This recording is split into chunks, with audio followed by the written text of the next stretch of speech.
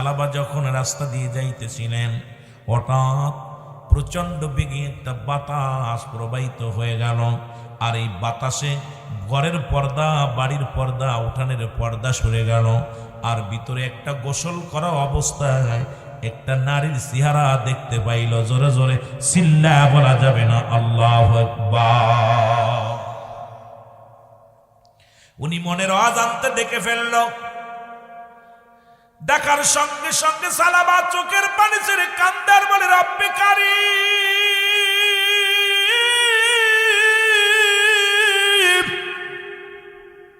এরে আমি চোখের জিনা করে ফেললাম বুঝি গো। রব্বুল আলামিন যদি এই গুনার কথা আমার নবীরে জানায়া দেয় রে, এরে আমি কেমনে নবীরে মুখ দেখাইব? ইসলামের কলঙ্ক হবে রে, ইসলামের কলঙ্ক হবে।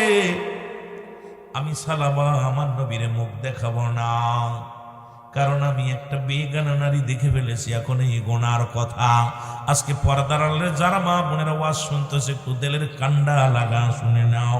আজকে মুসলমান আমরাও আমাদের এই অবক সমাজ অবক্ষয়ের পিছনে আজকে পর্দার বিধান না থাকার মূল কারণ আজকে আমাদের ইসলাম কিছু মানি না রে মুসলমান, শুনে নাও।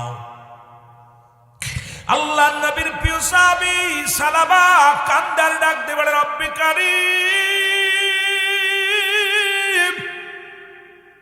ও রব্বে কারীম, রে আমার নবী যদি জানতে পারে রে আমার এই গুনার কথা গো, আমার নবী যদি জানতে পারে এই গুনার কথা, আমি কেমনে আমার নবীর মুখ দেখাবো?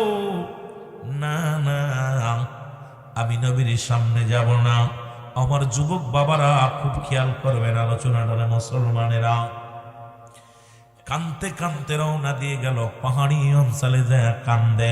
যেমন আদম নবী কেঁদেছিল, 350 বছর কেঁদেছিল আর বলেছিল রব্বানা জালামনা, আমার সাথে পড়েন, রব্বানা জালামনা আনফুসানা ওয়া ইল্লাম তাগফির লানা ওয়া তারহামনা লানাকুনান্না মিনাল খাসিরিন।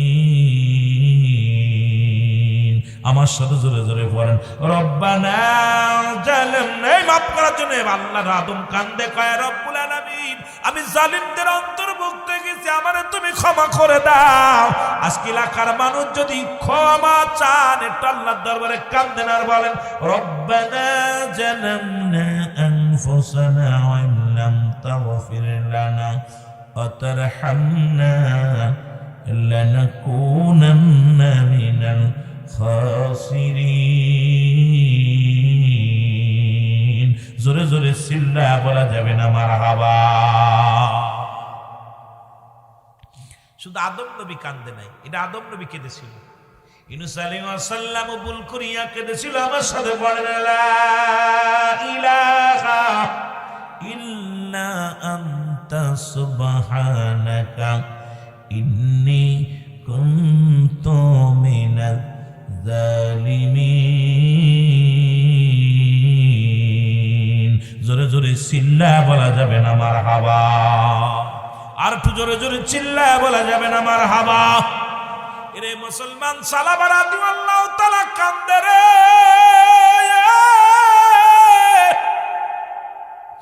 ও যুবক বন্ধুরা, দিলের কান্ডা লাগা শোনে। জীবনে কত গুনাহ করলেই এই গুনার বোঝা কবরে নিয়ে যদি যাও, ওই কবর কিন্তু ছাড়বে না, কবর কিন্তু মোল্লা চিনবে না, কবর কিন্তু বিশ্ব চিনবে না, আমলিক বিএনপি চিনবে না, জামাত ইসলাম চিনবে না। ওই কবর যদি আমল না নিয়ে যাও রে, ওই কবর কিন্তু কাউকে ছাড়বে না। জোরে জোরে চিল্লা বলা যাবে না, ঠিক কিনা? সালাবা কানতে কানতে গভীর মরুপ্রান্তরে চলে গেলেন। কান্দে আমার নবীজি। প্রতিনিয়ত নবীজি নামাজ আদায় করেন, সাহাবীরাও নামাজ আদায় করে, কিন্তু সালামার কথা জিবরিল আমিন ডাকতে বলেন, যাও আমার আল্লাহ কয় জিবরিল রে, আমার নবীরে জানায় আমার নবী যেন আমার সালাবার দিকে একটু নজর করে। আল্লাহ রাব্বুল আলামিন ডাকতে বলে, জিবরিল আর দেরি করিস না রে, যা যা সালাবার সংবাদটা আমার নবীরে নিতে বলো। আমার নবীজি সালাম ফিরায়া সাহাবীদেরকে বলে, সাহাবীরা রে, তোমরা কি আমার সালাবার খবর জানো? আমার সালাবারে দেখছো নি? সাহাবীরা বলে, ইয়া রাসূলুল্লাহ, ইয়া হাবিবাল্লাহ, কিছুদিন যাবত হয়ে গেল সালাবারে তো দেখতে পাই না, তার তো কোনো খবরও রাখি না, কোনো ঝামেলা পড়েছে কি জানি না। ইয়া রাসূলুল্লাহ, ইয়া হাবিবাল্লাহ, আমার নবী ডাক দেখা, আমার সাহাবীরা রে খবর নাও, কারণ আমার সালাবার চারিদিকে বিপদ, চারিদিকে কাফেররা, দুষ্ট কাফেরেরা মুসলমানদের হত্যা করে, মুসলমানদের শাহাদাতের পেয়ালা পান করায়া দেয়, মুসলিম মিল্লাদের বাড়ি ঘর পুরায়া দেয়। খবর নাও, খবর নাও, আমার সালাবার খবর নাও। সাহাবীরা খবর নিলেন, কোথাও পাইলেন না। নবী কয়, সাহাবীরা আয় আয় আয়। সব সাহাবী বলে, ইয়া রাসূলুল্লাহ, ইয়া হাবিবাল্লাহ, হয়তো সালাবা মৃত্যুবরণ করেছে, না নবী গো, হয়তো কোনো কাফের বেঈমানেরা তাকে হত্যা করে লুকায়া রাখছে। আমার নবী কয়, না না, আমার সালাবা এখনো জীবিত আছে, তোমরা খোঁজ করো, আমার সালাবার খবর নাও। রাহমাতুল লিল আলামিন টিম করে দিলেন। নবীজি বললেন, কোথায় রে আবু বকর, কোথায় রে উসমান, কোথায় রে আমার আলী, কোথায় রে আমার ওমর ফারুক? চারজন সাহাবী রাসূলুল্লাহর সামনে আসলেন। নবীজি বললেন, ওমর,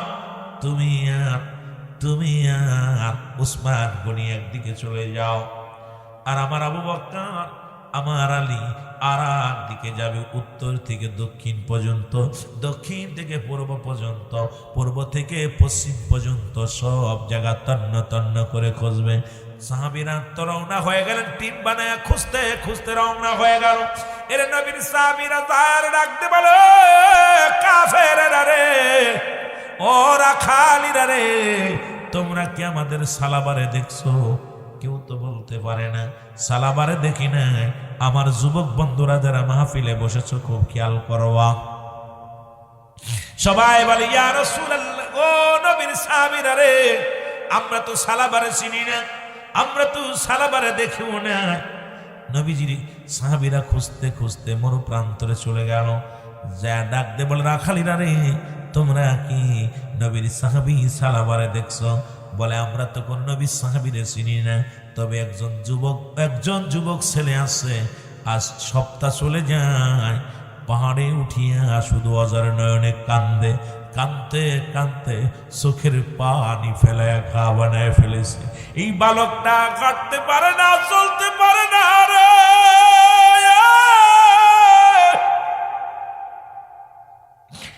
ও মুসলমান, রাখালিরা ডাকতে বলে, তোমরা কারা গো? নবীর সাহাবীরা ডাকতে বলো, রাখালিরা রে, আমি নবীর প্রিয় সাহাবী হযরত আবু বকর সিদ্দিক রাদিয়াল্লাহু তাআলা, আমি হইলাম হযরত আলী রাদিয়াল্লাহু তাআলা। কই নবী সাহাবীরা রে, আমরা তো সালাবারে চিনি না। এক কান্দনগত যুবক, শুধু কাঁদতে দেখি আর কাঁদতে দেখি,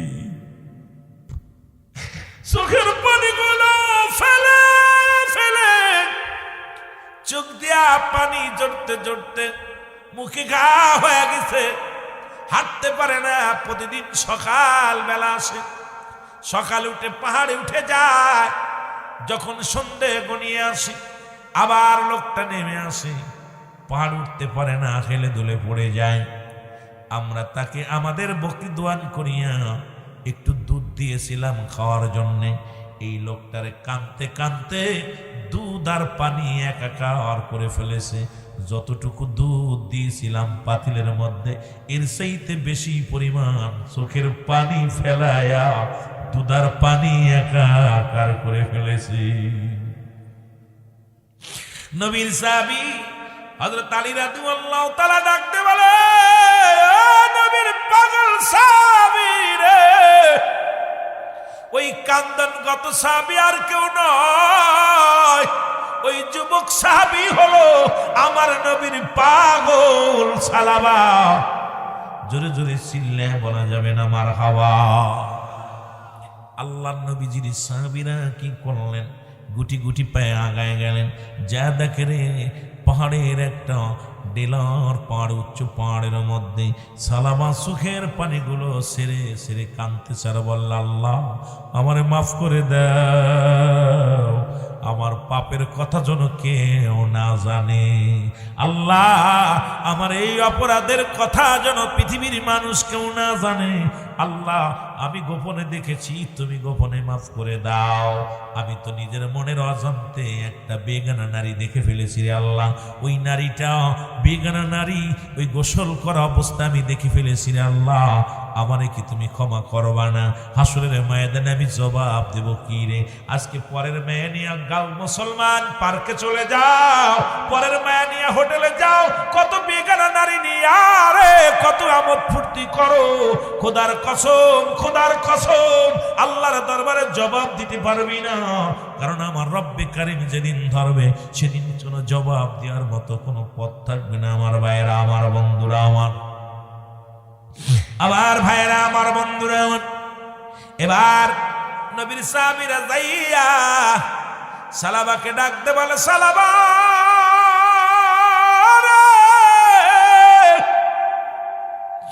সালাবা ডাকের উত্তর নিয়ে বলে, ও নবীর সাহাবীরা রে, তোমরা এই পাহাড়ে কেন আসছো গো? বলে, সালাবা রে, রাহমাতুল লিল আলামিন আমাদেরকে পাঠিয়েছে তোমার খবর জানার জন্য। সালাবা রে, তুমি কি অপরাধ করেছো? চক্ষু মানুষের চক্ষুর আড়ালে চলে আসছো তুমি রে সালাবা। সালাবা ডাকতে বলে, নবীর সাহাবীরা রে, আমি যে পাপ করেছি এই পাপের কথাটা আমার নবী জানছে কিনা, আমি যে অন্যায় করেছি আমার এই অন্যায়টা রাসূলুল্লাহ জানতে পেরেছে কিনা, আমার বিষয়ে কোনো ওহী নাযিল হয়েছে কিনা, জিবরিল আমিন আসিয়া আমার নবীরে কিছু জানাইছে কিনা। সাহাবীরা বলে, না না না, এমন কোন কথা তো রাসূলুল্লাহ আমাদের বলেন নাই। সালাবারে চলো, আমার নবীজি তোমার জন্য অপেক্ষা করে। নবীজি সঙ্গে সঙ্গে দুই সাহাবীর গাড়ে হাত দিয়া, মুসলমান শোনো, আল্লাহ নবীর সাহাবী সালাবা হযরত আবু বকর সিদ্দিক রাদিয়াল্লাহু তাআলা, হযরত আলী রাদিয়াল্লাহু তাআলা দুজনের ঘাড়ে হাত দিয়া রহমতের নবী রাহমাতুল লিল আলামিনের কদমের মধ্যে চলে আসলেন। জোরে জোরে চিল্লায়া বলা যাবে না মারহাবা? আর একটু জোরে জোরে চিল্লায়া বলা যাবে না আল্লাহু আকবার? আল্লাহ নবীর কদমে আসা পর নবীজি ডাকতে বলে, সালামা রে, ও আমার সালামা রে, তুমি কোথায় ছিলা? বলে, ইয়া রাসূলুল্লাহ, ইয়া হাবিবাল্লাহ, আগে বলেন আমার বিষয়ে কোনো ওহী নাযিল হয়েছে কিনা, আমার পাপের কথা রব্বুল আলামিন কি আপনারে জানায়া দিছে নবী গো? ইয়া রাসূলুল্লাহ, ইয়া হাবিবাল্লাহ, আমি যে পাপ করেছি, ভুল করেছি, অন্যায় করেছি গো নবী, আমার কথা কি আল্লাহ রব্বুল আলামিন আপনারে জানায়া দিছে? আমার নবী ডাক দিয়ে কয়, সালাবারে, তোমার বিষয় তো কিচ্ছু আমি জানি না, রব্বুল আলামিন তোমারে জানান নাই, জিবরিল আমিন কোন সংবাদ নিয়ে আসেন নাই। আমার নবীজি কয়, ও সালাবা, তারপরও তুমি তওবা করো। সঙ্গে সঙ্গে সালাবা তওবা করে বলেন, আস্তাগফিরুল্লাহ রাব্বি মিন কুল্লি যামবি ওয়া আতুবু ইলাইহি লা হাওলা ওয়ালা কুওয়াতা ইল্লা বিল্লাহ। জোরে বলেন, আস্তাগফিরুল্লাহ রাব্বি মিন কুল্লি যামবি ওয়া আতুবু ইলাইহি লা হাওলা ওয়ালা কুওয়াতা ইল্লা বিল্লাহিল আলিয়্যিল আযীম। লা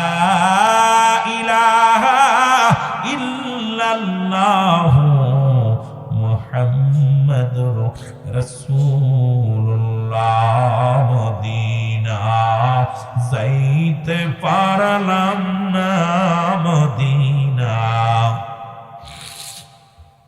আরো জোরে বলেন মদিনা যাইতে পারলাম না মদিনা।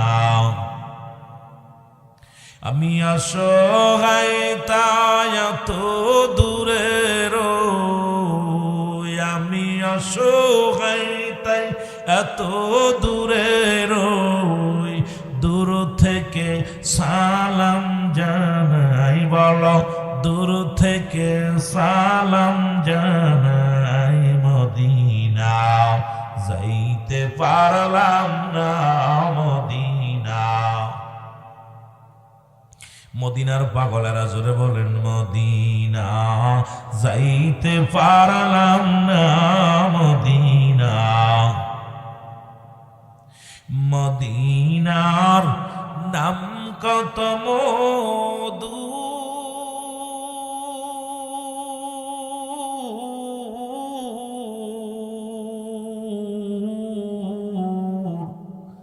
মদিনা আর যে কত দূর,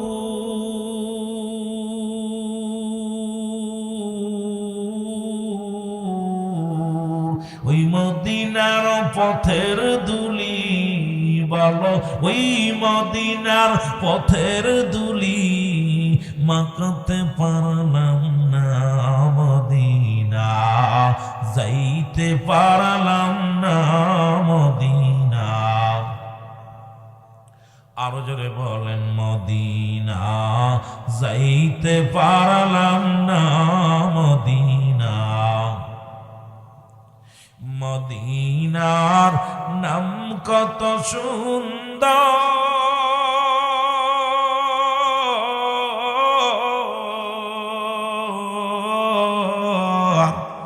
মদিনা কেরসে অন্ত,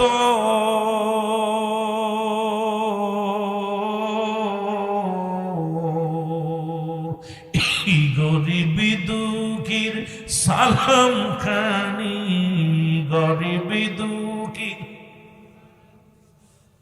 পৌঁছাই দিও মদিনায়, বলো পৌঁছাই দিও মদিনায় মদিনা যাইতে পারলাম না মদিনা।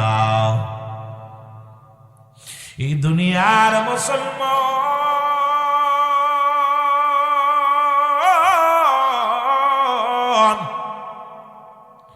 রহমতের নবী ডাকতে বলে সালামারে তওবা করে দিলাম। হযরত সালামা তওবা পড়িয়া বলে ইয়া রাসূলুল্লাহ ইয়া হাবিবাল্লাহ, নবী গো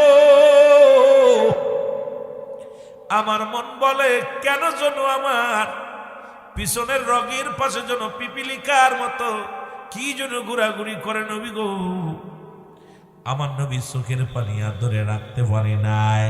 নবী ডাকতে বলে সালামারে আজরাইল আলাইহিস সালাম হাজির হয়ে গেছে।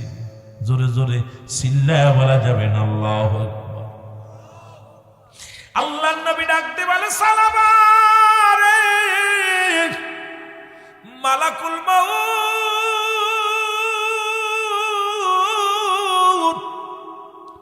এ সালামাতুর মালাকুল মাউত আইছে রে। কারণ কখন কার চলে যেতে হবে কেউ বলতে পারি না। পৃথিবীর মধ্যে আসার একটা সিরিয়াল আছে, যার কোনো সিরিয়াল নাই। দেখা যায় বাবা জিন্দা, সন্তান দুনিয়ার মধ্যে নাই। সন্তান জিন্দা, বাবা দুনিয়ার মধ্যে নাই।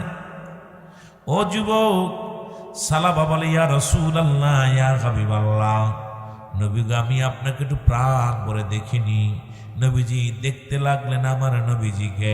সালামা কালেমা পড়তে পড়তে বিদায় নিলেন। ইন্না লিল্লাহি ওয়া ইন্না ইলাইহি রাজিউন।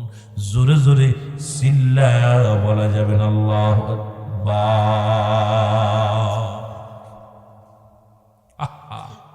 সালাবা বিদায়। এ আমার যুবক বন্ধুরা, আমার হযরতে সালাবার মৃত্যু হয়ে গেল। নবী ডাকতে বলে, সাহাবীরা রে আয়, আমার কাফনের কাপড় পরা, কবর খনন করো, আমি নবী জানাজা পড়াইব। ও যুবক বন্ধুরা শোনো, নবী বলেন আমি নবী নিজেই জানাজা পড়াবো, তোমরা দেরি করো না, সালাবার লাশখানা জলদি করে ধোয়াও।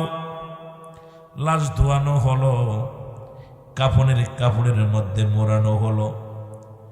জানাজার জন্য নবীজি বললেন, সাহাবীরা রে তোমরা সালাবার লাশখানা কাঁধে নাও, কাঁধে নিয়ে ওই ফাঁকা ময়দান, ওই বড় ময়দানের মধ্যে যাও।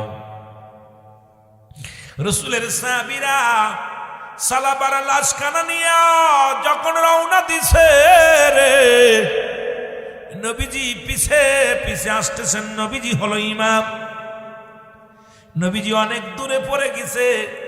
হযরত ওমর ফারুক ডাকতে বলে, ইয়া রাসূলুল্লাহ, ইয়া হাবিবাল্লাহ, নবী গো আপনি অনেক পিছে পড়ে গেছেন, আসেন আসেন।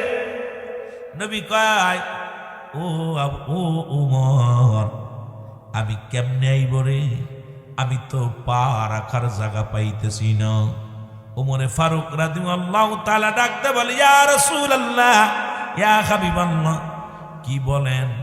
ওমর রে তুমি দেখছো না, তুমি দেখো না, আসমান থেকে অসংখ্য ফেরেশতারা জমিনের মধ্যে নেমে আসে, আমার সালাবার জানাজায় অসংখ্য ফেরেশতারা হাজির হয়ে গেছে।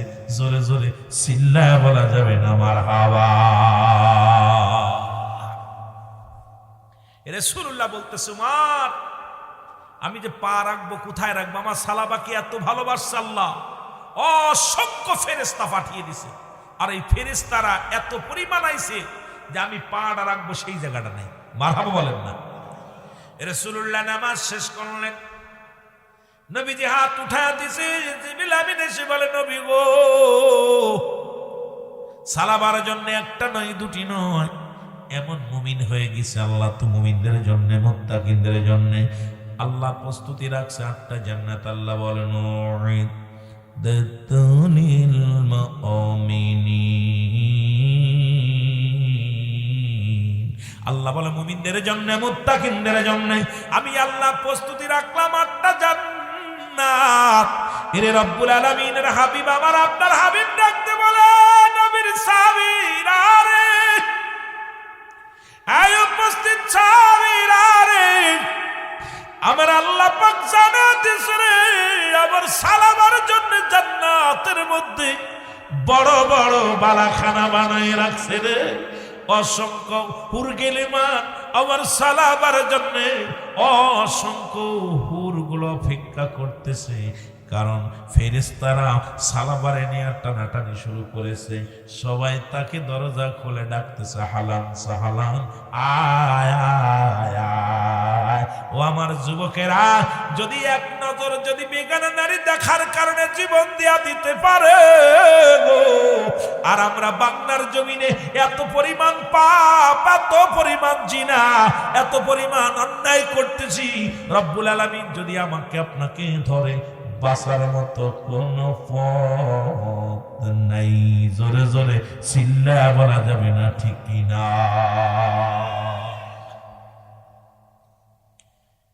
ইসলামের বিধান, পর্দার বিধান যে কত কঠিন, আহা, এই পর্দার বিধান একটা বাড়িতে নেই। আমার ভাইয়েরা, আমার বন্ধুরা, আমার আর একজন পুরুষ ডাকতে বলে, নবী গো, আর একজন যুবক এসে বলে, ইয়া রাসূলুল্লাহ, ইয়া হাবিবাল্লাহ, আপনি আমাকে তওবা পড়ায়া দেন। নবীজি তওবার ওয়াজ করছে, কারণ তওবা করতে বলছে বেশি বেশি। আদম আলাইহিস সালাম তওবা করেছিল, 350 বছর কেঁদেছিল। অবশেষে নবী রাহমাতুল লিল আলামিন কুশিলা করে বাবা আদম আসরের পরে তওবা করলো। মাগরিবার পরে সংবাদ শুনলো, আদম রে তোমার তওবা কবুল করেছি আমি আল্লাহ। জোরে বলা যাবে না মারহাবা? আরো জোরে বলেন মারহাবা। কিন্তু আখিরি নবীর কপাল ভালো, আখিরি নবীর উম্মতের কপাল ভালো গো। এই আখিরি নবীর উম্মত হওয়ার কারণে কত ভাগ্যবান, কত ধন্য। যেখান থেকে অন্যায় করি সেখান থেকে মাপ পেয়ে যায়। আমার নবীর কদমের মধ্যে যুবক এসে বলে, নবী গো,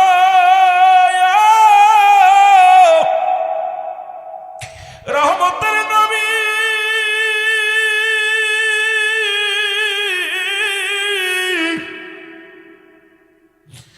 আমারে কি আমার আল্লাহ মাফ করবো? আমার আল্লাহ কি আমারে মাফ করবো? আমার নবী ডাকতে বলে, যুবক রে, ও যুবক, তুমি কি অন্যায় করেছো? এত মাফ চাও কেন? বলে, ইয়া রাসূলুল্লাহ, ইয়া হাবিবাল্লাহ, আমি যে অপরাধ করেছি আমার আল্লাহ কি আমারে মাফ করবো? আমার নবী কয়, যুবক রে, তওবা কর, তওবা করলে আমার আল্লাহ গুনাহ মাফ করে দিবে। জোরে বলা যাবে না মারহাবা? আল্লাহর নবী ডাকতে বলে, যুবক, তওবা কর, আয়, ফিরে আয়, ফিরে আয়। যুবক বলে, ইয়া রাসূলুল্লাহ, ইয়া হাবিবাল্লাহ, আমার মন বলে আমি তওবা করলো আমার গুনাহ মাফ হবে না নবী গো। নবী বলে, যুবক রে, তুমি কি অপরাধ করেছো যে তওবা করলো গুনাহ মাফ হবে না? বলে, ইয়া রাসূলুল্লাহ, ইয়া হাবিবাল্লাহ, আপনি জানেন মক্কা মদিনায় কাফনের কাপড় চুরি হয়। আল্লাহর নবী ডাকতে বলে, ওরে যুবক, তুমি কি শুনাইলা? মানুষ এত নিষ্ঠুর। নবী এমনি বলে নাই, বাল হুয়া কিলাব, এই দুনিয়াটা পচা দুর্গন্ধ মরি। মানুষের চরিত্র হলো কুকুরের চরিত্র। কুকুর যেমন মরি পাইলে খুশি হয়, সে জামানার মানুষ সম্পদ পাইলে খুশি হবে।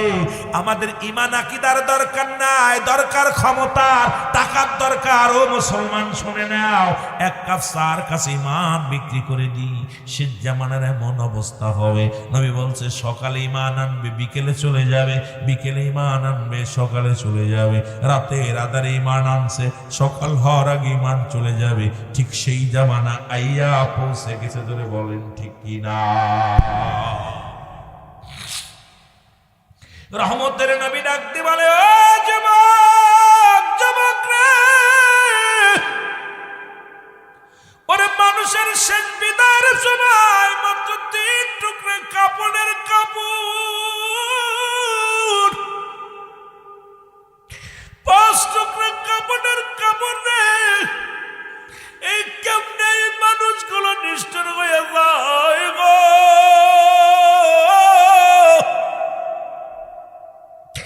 এই 3টা টুকরা কাপড় কেমনে কবর থেকে চুরি করে? নবী ডাকতে বলে, যুবক রে, বড় কষ্ট পাইলাম। আইরে নিষ্ঠুর মানুষ, এই কবর থেকে কেমনে মানুষের কাপড়ের কাপড় চুরি করে? বলে, ইয়া রাসূলুল্লাহ, ইয়া হাবিবাল্লাহ, মক্কা মদিনার জমিনে কাফনের কাপড় যত চুরি হয়েছে, ইয়া রাসূলুল্লাহ, ওই কাফনের কাপড়গুলো আমি যুবক চুরি করতাম। জোরে জোরে চিল্লায়া বলা যাবে না আল্লাহু আকবার। নবী গো, বড় ভুল করছি, ওই কাফনের কাপড়গুলো আমি চুরি করতাম। মক্কা মদিনার জমিনে যত কাফনের কাপড়, সব কাপড়গুলো আমি চুরি করতাম। আল্লাহর নবী ডাকতে বলে, যুবক, পৃথিবীর মধ্যে আর কোনো কাজ পাও নাই। পৃথিবীর মধ্যে কত কর্ম আছে রে যুবক। রব্বুল আলামিন তেমনি বলেন, আল কাসিম হাবিবুল্লাহ, দিন মজুরি মেহনতকারীরা হলো আল্লাহর বন্ধু। এসির মধ্যে বয়া থাকবা, বন্ধু হওয়ার সম্ভাবনা। অটো চালাও, রিক্সা চালাও, মাঠে কাজ করো, ঘাম ঝরাও, যদি না আল্লাহর বন্ধু হতে চাও। রব্বুল আলামিন ডাকতে বলে, যারা শরম দেয় পৃথিবীর মধ্যে, যারা শরম দেয় পৃথিবীর মধ্যে, যারা কিষান দেয় পৃথিবীর মধ্যে, যারা ঘাম ঝরায়, এরাই হলো আমার বন্ধু। জোরে জোরে বলেন মারহাবা। আল্লাহ গরিবের পক্ষে কথা বলছে, খুব মজা লাগে। আল্লাহ কাসিম হাবিবুল্লাহ, দিন মজুরি মেহনতকারীরা আমার বন্ধু। তাহলে যারা আপনারা দিন মজুরি করেন, ব্যবসা করেন, মাঠে কাজ করেন, রিক্সা চালান, ভ্যান চালান, খালি যদি ইবাদত করতে পারেন, কার বন্ধু? যারা বলেন কার? আমার আব্বার কথা কইতেছি না, কোরআনের কথা। কোরআন কইতেছে, আল্লাহ নিজে ঘোষণা করছে, যারা দিন মজুরি, যারা মেহনত করে, যারা ঘাম ঝরায়, এরা আমার বন্ধু।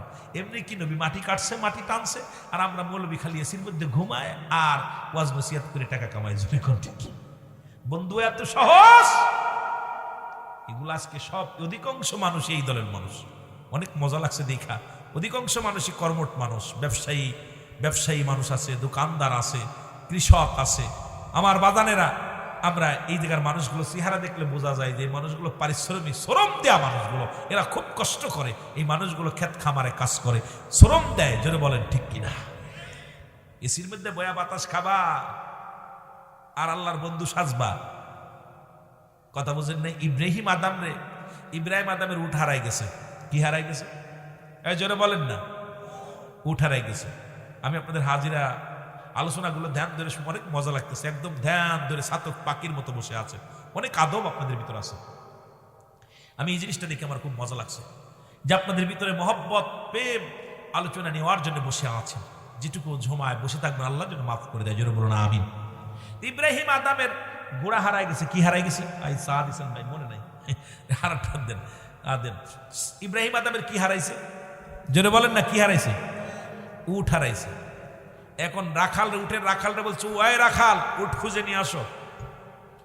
ইব্রাহিম আদমের রাখাল, উনি ছাদের উপর দিয়া, রাজপ্রাসাদের উপর দিয়া ঘুরতেছে, খালি লাঠি একখান হাতে নিয়ে গণবাহন করে ঘুরতেছে। কথা বুঝেন? রাজা চিন্তা করছে, এই উঠ কি পাইল না, আমার স্বাদের উঠ, খুব সবুজ একটা সাদা উট। এই উটটা ইব্রাহিম আদমের খুব প্রিয় উট ছিল। উটটা খুব প্রিয় উট, মানে খুব পছন্দ করতেন। উটটা হারাই গেছে। এখন ইব্রাহিম আদম উজিরকে ডাক দেবেন, উজির। জি হুজুর। রাখাল কি উট খুঁজে আনছে? বলে হুজুর, রাখাল তো উট খোঁজা তো দূরের কথা, দেখলাম ওই দালানের উপরে উইটা খালি ঘুরতেছে বনবান করে। কথা বুঝেন? ইব্রাহিম আদমের মেজাজ খুব খারাপ। বলকের বাচ্চা, কোন দেশের বাচ্চা? বলকের বাচ্চা ইব্রাহিম আদম। ভালো করে খেয়াল করবে। অনেক ওয়াজ ছিল, আপনাদেরকে ওয়াজ করতে মন চাচ্ছে যে ওয়াজ করি সারা রাত ঘুরে। আপনাদের ভালোবাসা দেখে আমার অন্তর কাঁদে। আলোচনার ময়দানে জিম ধরে পড়ে আছে মানুষগুলো কিছু নেওয়ার জন্য। ইব্রাহিম আদম যা দেখে লোকটা খুব লাঠি নিয়ে ঘুরতেছে। ইব্রাহিম আদম, কই রাখাল, উঠ পাইছো? হুজুর, উঠ তো খুঁজতেছি। কি করতেছি? জোরে বলেন না। আপনারা কি কন? খোঁজা বলেন না তালাশ করা? খোঁজা বা তালাশ করা একটা হলেই হলো। ইব্রাহিম আদম কইছে, উঠ খুঁজতেছো বেটা ছাদের উপর দিয়ে। কয় হুজুর, আপনি যদি প্রাসাদের মধ্যে, দালানের মধ্যে বইয়া, এসির মধ্যে হুইয়া যদি আল্লাহরে খুঁজতে পারেন, আমি কেন ছাদের উপর দিয়ে উঠ পাবো না?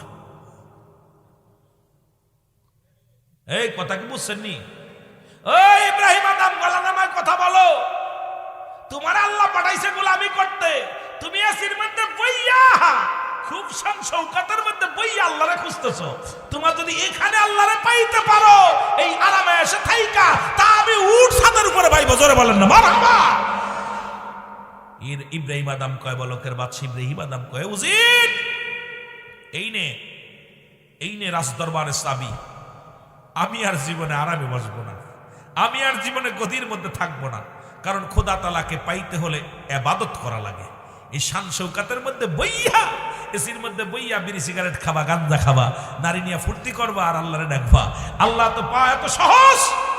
ইব্রাহিম আদম সঙ্গে সঙ্গে ছেড়ে দিলেন রাজত্ব, ছেড়ে দিয়া, উজির, এই নাও ইদন ভান্ডারের চাবি, এই নাও রাজ দরবারের চাবি। আমি আজ জীবনে বইতাম না, কারণ আমার চক্ষু খুলে দিছে আমার রাখাল, যে যদি পৃথিবীর মধ্যে আল্লাহকে পাইতে হলে তপস্যা করা লাগবে, ইবাদত করা লাগবে, গোলামি করা লাগবে। আমি গোলামি না করে দিন রাত 24 ঘন্টা খালি রাজ দরবারে আসি আর ঘুমায়, ভালো মন্দ খায় আর এসির মধ্যে ঘুমায়, এইভাবে তো আল্লাহরে পাওয়া যায় না।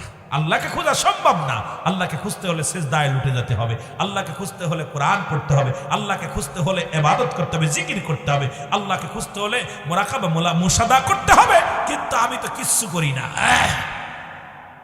এটা দ্বারা তো এই সুন্দরী দাসিনিয়া আর ওই নাসনওয়ালাদেরকে নিয়ে ফুর্তি কইরা আমি তো আল্লাহরে পাবো না। সঙ্গে সঙ্গে সব ছেড়ে দিয়ে ইব্রাহিম আদম জঙ্গলে চলে গেছে। জোরে বলেন না মারহাবা, আরো জোরে বলেন মারহাবা। আজকে যারা বসে আছেন এই পাগলগুলো তো আরামের বিছনা ছেড়ে দিছে, দুপুরে খাই নাই, অনেকেই দুপুরে খাই, আবার চিন্তা করছে বিবিরে কয় রুল আমিন সাহেব ঈশা পর উঠে যাইব, এখন যদি খাইতে যাই দেরি হয়ে যাবো, আয়া খামো, ঠিক কি না? এমনও কিছু পাগল আছে যে বক্তা উঠে যাইব, ঈশার পরে উঠবো, ওয়াজ শুনে আইসে তা খামো। অনেকে দুপুরে খাই নাই, রাত্রেও খাইতে পারে নাই, অনেকে আবার রাত্রে 2 ডাবল পকোড়া খায়া দৌড় মারছে। কারণ এই পাগলগুলো তো আল্লাহরে পাওয়ার জন্য আসছে, আমার জন্য নয়, কোরআনের জন্য আসছে। জোরে বলেন ঠিক কিনা, আর একটু জোরে বলেন না ঠিক কিনা। ঠিক একই অবস্থা আপনার শেখ ফরিদ, নাম শুনছেন নি? শেখ ফরিদ নাম শুনছেন? উনারা আল্লাহ পরীক্ষা করতে পাঠাইলেন। উনি তপস্যা করে, মানে কীর্পন আছে নাকি দেখছে, আমার দেশে অনেক কীর্পন আছে, কথা বুঝেননি? কীর্পন বকিল, সবচেয়ে বড় কীর্পন ছিল পৃথিবীর মধ্যে কারুন বাদশাহ। কে ছিল? কারুন।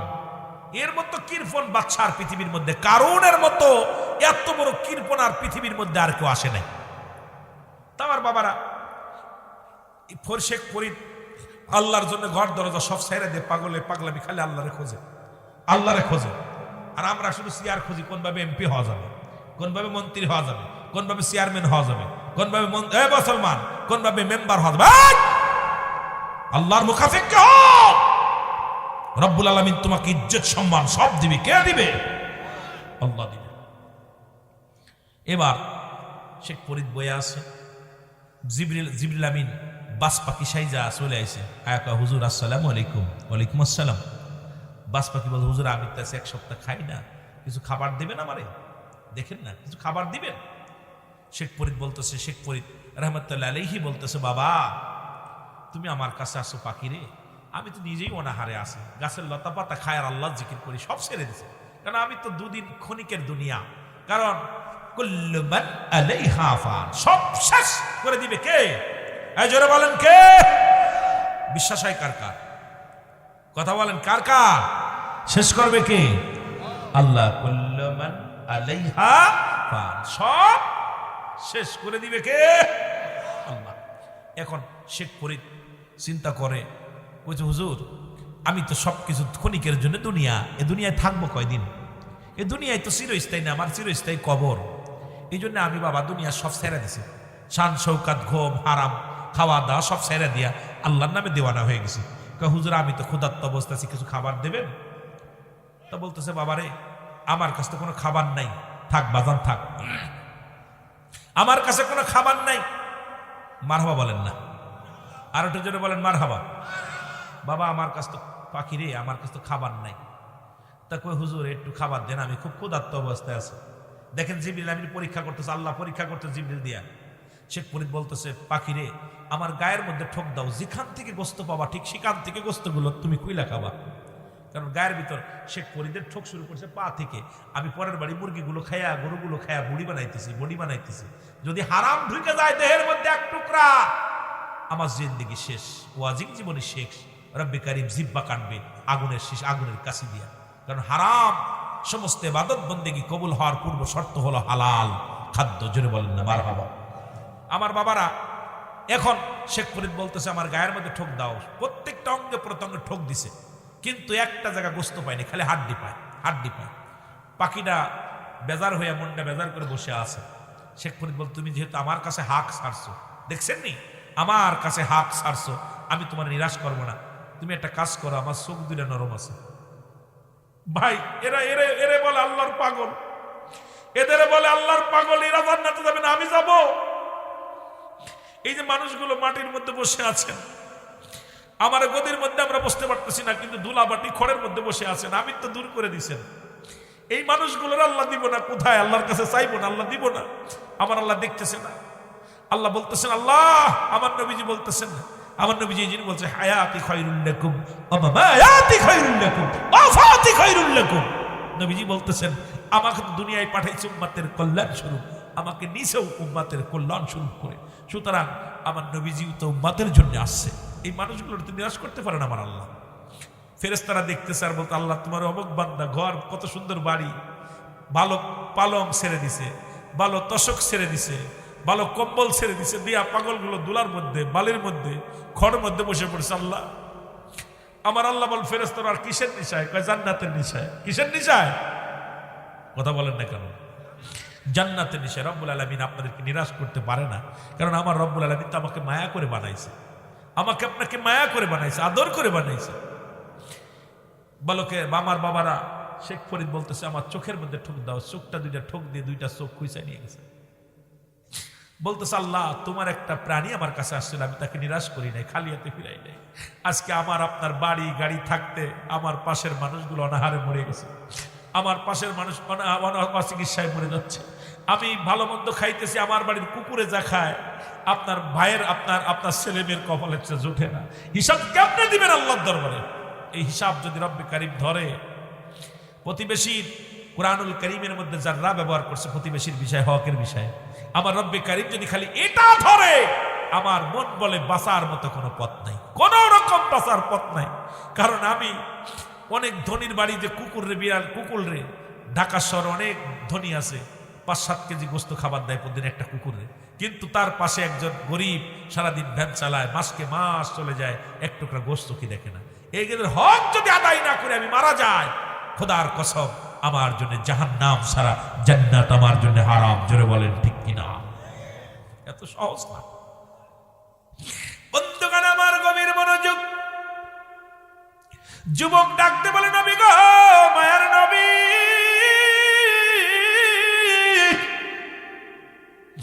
ওই মক্কা মদিনার জমিনে যত কাপড়ের কাপড় চুরি হতো নবী গো, সব কাপড়গুলো আমি চুরি করতাম। ও নবী, আমার আল্লাহ কি আমারে মাফ করব? নবী কয় যুবক রে, তওবা কর, তওবা কর, তওবা করলে রব্বুল আলামিন তোমাকে মাফ করে দিবে, ক্ষমা করে দিবে। যুবক বলে নবী গো, আমার মন বলে আমি তওবা করলেও আমার আল্লাহ মাফ করবে না।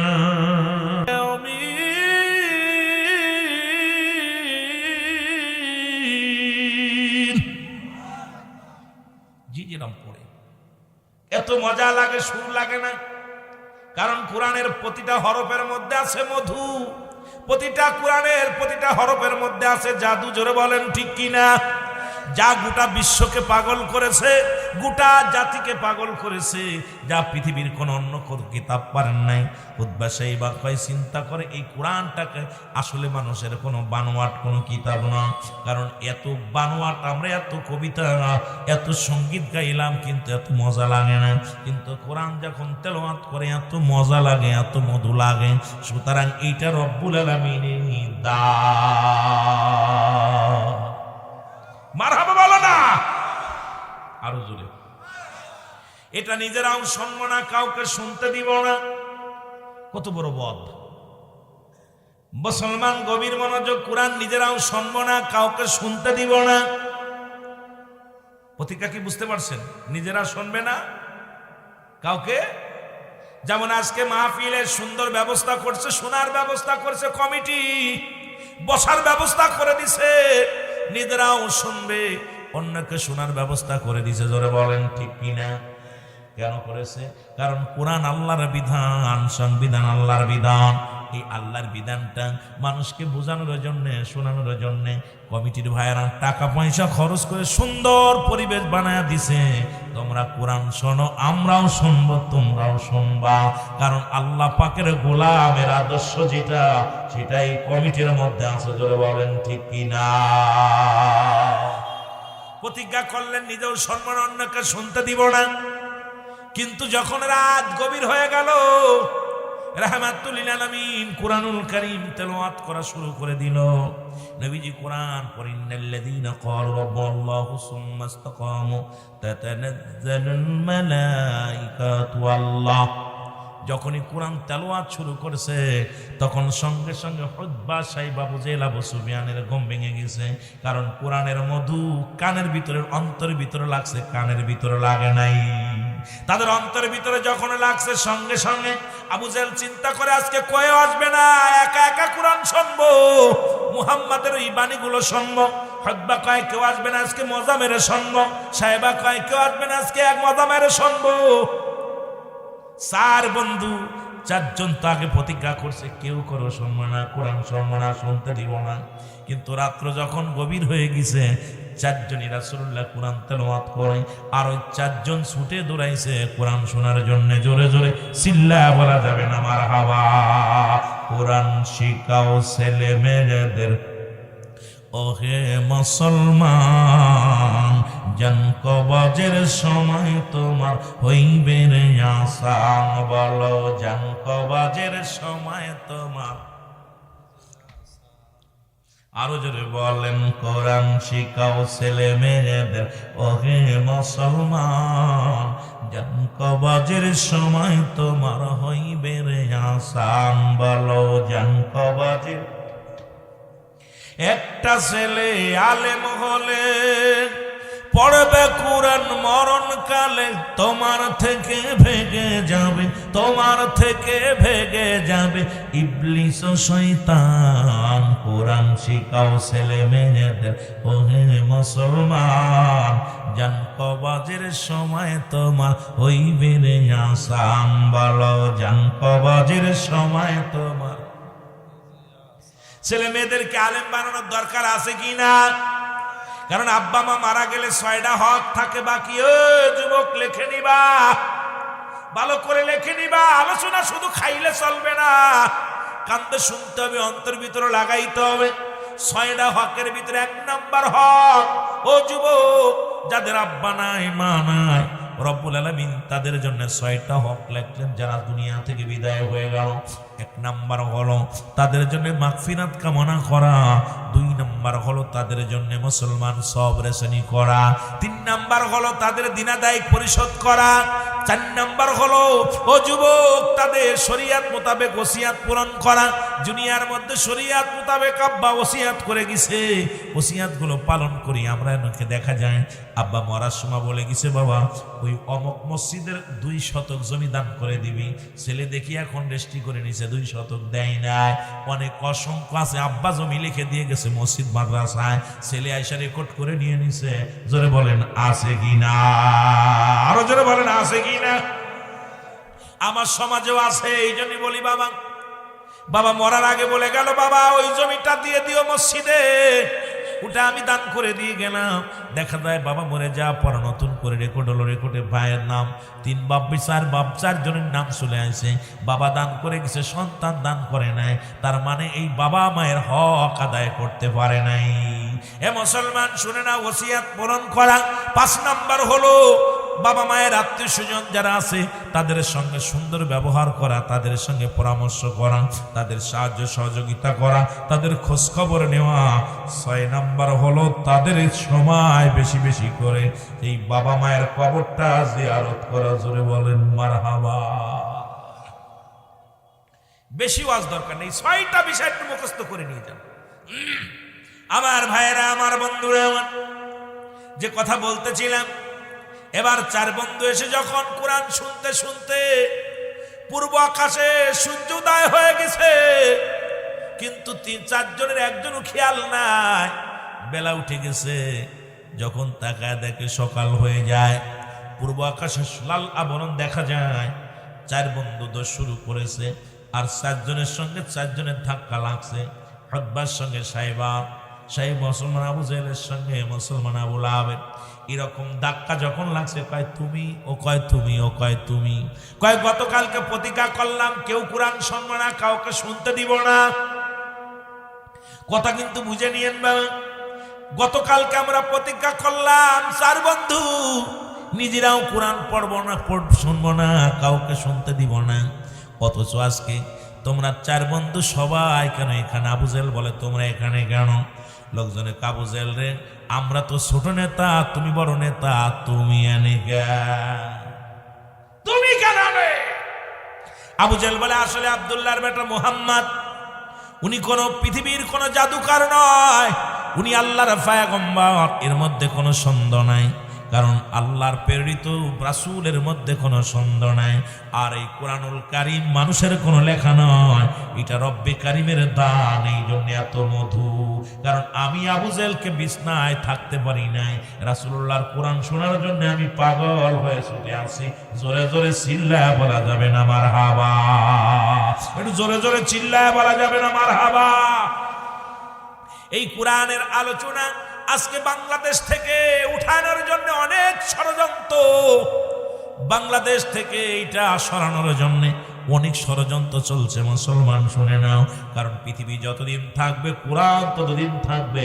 যুগে যুগে অসংখ্য কোরআনের পাখি এগুলোকে হত্যা করা হয়েছে, যুগে যুগে অসংখ্য কোরআনের পাখিগুলোকে হত্যা করা হয়েছে। কারণ তাদের ধারণা এই জাতি যদি কোরআন শিখে যায়, এই জাতি যদি কোরআন বুঝে যায়, এই জাতি যদি কোরআনের জ্ঞান অর্জন করে, তাহলে আমাদের মন গড়া আর ফতুয়া চলবে না, আমাদের আর ফতুয়া চলবে না। যেমন এই কোরআনের জ্ঞান নিয়ে রাহমাতুল্লিল আলামিন আসলেন। ও মুসলমান শোনো, ওলিদ নামে একদম ভণ্ড, উনিও চিন্তা করলেন মুহাম্মদ কালেমা প্রচার করে লা ইলাহা নাই কোনো ইলাহ ইল্লাল্লাহু আল্লাহ ছাড়া মুহাম্মাদুর রাসূলুল্লাহ সাল্লাল্লাহু আলাইহি ওয়াসাল্লাম। ওলিদ চিন্তা করেন মুহাম্মদ যেহেতু কালেমা প্রচার করে মানুষদেরকে পাগল বানায়, আমি একটা কাজ করি, আমি একটা দেবতা বানাই, মুহাম্মাদের যেমন খোদা আছে আমারও খোদা একজন বানায় নিব। মুহাম্মাদের খোদা, আপনার খোদা আর মুহাম্মাদের খোদা কি আলাদা? এই জোরে বলেন আলাদা, এই জোরে বলেন না আলাদা। কিন্তু ওলিদ চিন্তা করে মুহাম্মাদের খোদা আর আমার খোদা এক নয়, আমি এমন খোদা বানাই বলি স্বর্ণ দিয়া, রূপা দিয়া, তামা দিয়া বড় একটা মূর্তি বানাইলেন, খোদা বানাইলেন, সুন্দর চেহারা আকৃতি দিয়া খোদা বানাইয়া প্রতিদিন পায়ের নিচেই মন মন দুধ ঢালতে লাগলেন, ফুল দিয়ে বরণ করে। প্রতি ওয়াক্ত নামাজে মুহাম্মাদুর রাসূলুল্লাহ সাল্লাল্লাহু আলাইহি ওয়াসাল্লাম উনি কি করেন, উনি মসজিদে যে সিজদায় পড়ে যায়, আর সিজদার মধ্যে চোখের পানি ছেড়ে কান্দে নবীজি।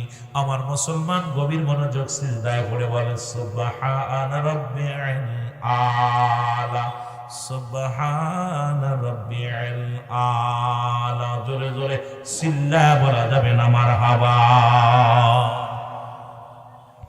এ মুসলমান শুনে নাও, ওলিদ চিন্তা করো, ওলিদ সিজদায় পড়ে কান্দে, দেবতার পায়ের নিচে পড়ে কান্দে, আর খো ভগবান, ও আমার আল্লাহ, ও আমার ভগবান, তোমার ওই মুহাম্মাদের খোদা মানি না, তুমি আমার খোদা, তোমার সঙ্গে আমি কথা বলতে চাই, আমার দুঃখ কষ্টের সব নালিশ তোমার কাছে দিতে চাই। ওলিদের খোদার কাছে প্রতিদিন ওলিদ নালিশ দেয়, নালিশ দেয়। খোদা আবার রাত্রে গভীর যখন হয়ে যায়, খোদা ডাক দেখ ওলিদ। খোদার ভিতর থেকে আওয়াজ এসে যায়, শুনে নেন, ওই মাটি মুসলমান স্বর্ণের পুতুলের ভিতর থেকে আওয়াজ আসে, ওলিদ রে। ওলিদ কয় জি হুজুর। কয় মুহাম্মাদের খোদা একটা বানোয়াট, মুহাম্মদ বানোয়াট, আমি হলাম অরিজিনাল খোদা, অরিজিনাল ভগবান। আমার যে যত তাজিম করবে, যে যত আমার পূজা করতে পারবে, তার তত মঙ্গল হবে, তার তত মঙ্গল হবে। তোমার বংশ পরিচয় যারা আছে, তোমার বংশের মধ্যে যারা আছে, সবাইরে আমার কদমে লুটায়া পড়তে বলো। ওলিদ গভীর রাত্রে ডাক দে, আব্বা মারে ডাক দে, আব্বা মা, ও বাবা মা। ওলিদের বাবা মা উঠছে, উঠা কয় ও বাবা কি হইছে?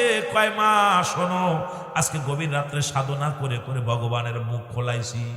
আজকে ভগবান তো একদম আল্লাহ, ওই যে মুহাম্মাদের আল্লাহ তো জীবনেও কথা বলে নাই, আর আমার আল্লাহ সুন্দর ভাষায় ব্যবহার করে।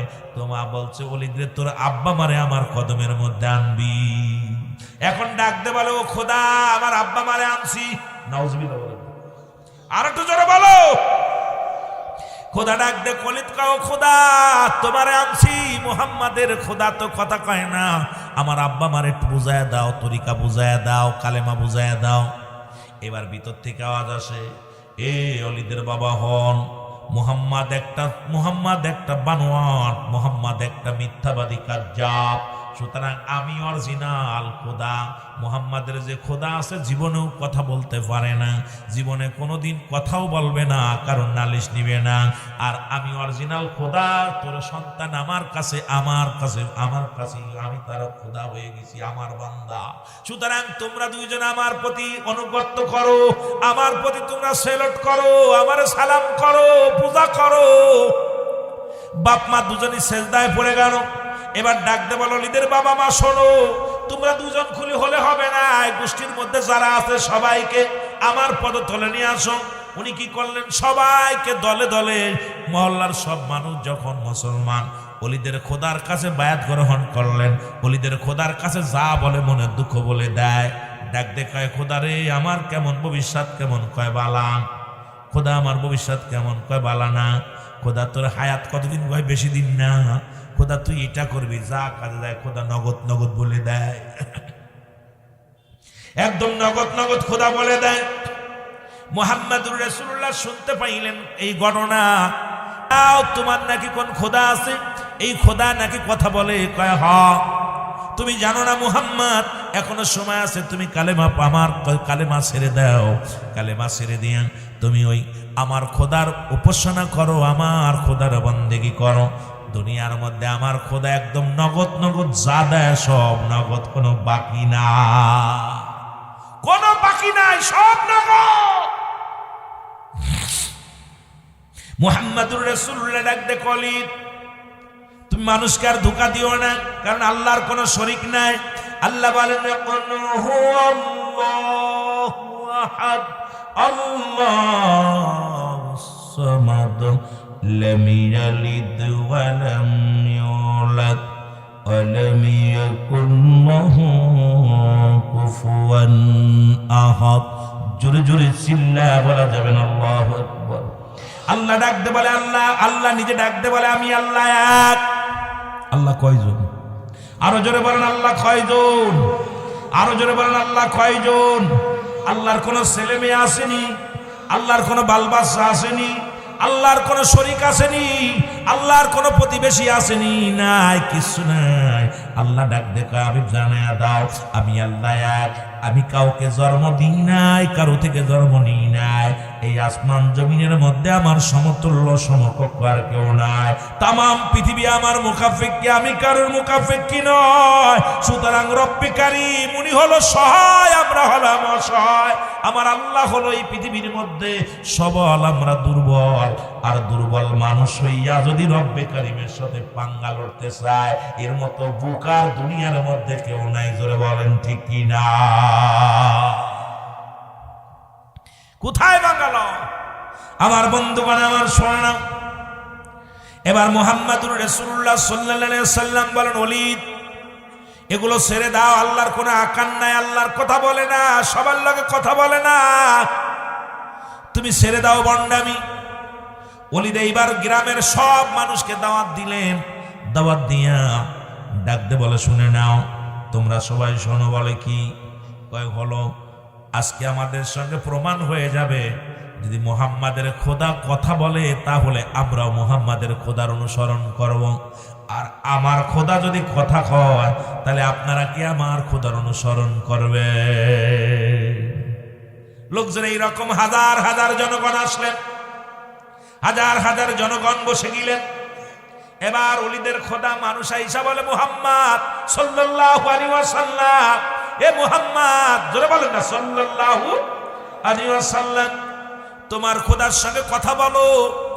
আমার নবী কয়, না, শুনে নাও, আল্লাহ ছাড়া কোনো মাবুদ নাই, আর আল্লাহ পার একমাত্র ঠিকানা হলাম আমি নবী রাহমাতাল লিল আলামিন।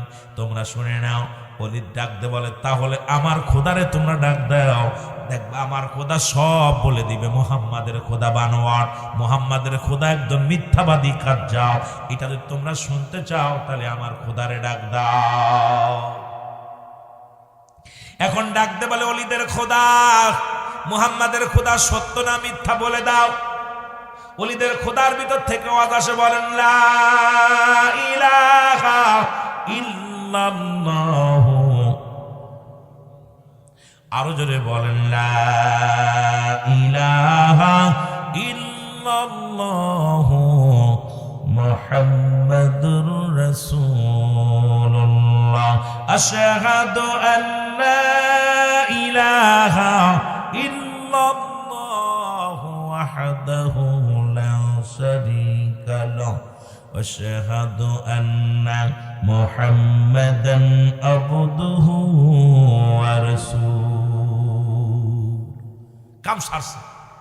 মুহাম্মাদের খোদার, মুসলমান ওলিদের খোদার ভিতর থেকে যখন কোন আওয়াজগুলো বাইর হয়ে গেছে, লোকজন সবাই চিন্তা করে, কি আশ্চর্য, এই যে মুহাম্মাদু যা বলে ওলিদের পুতুলু তো তাই বলে, মারা বলেন না, আরো জোরে আরো জোরে।